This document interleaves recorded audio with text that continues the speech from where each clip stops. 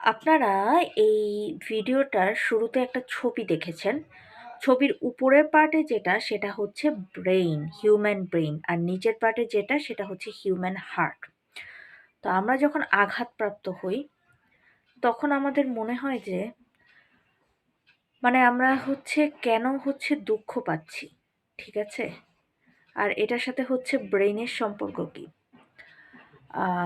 ব্রেইনের যে মেডুলা অবলঙ্গটা আছে মূলত সেটা আমাদের কার্ডিয়াক অ্যাক্টিভিটিগুলোকে নিয়ন্ত্রণ করে।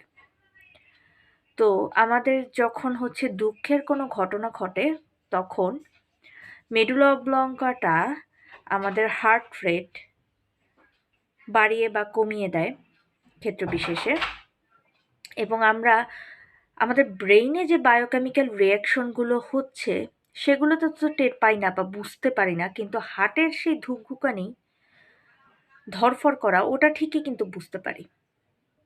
এই জন্য আমরা আসলে ঠিক ধরতে পারি না যে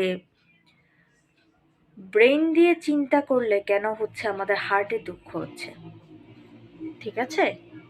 তাহলে আজকে নিশ্চয়ই বুঝতে পারছেন কিভাবে হার্ট আসলে ব্রেইনের সাথে রিলেটেড।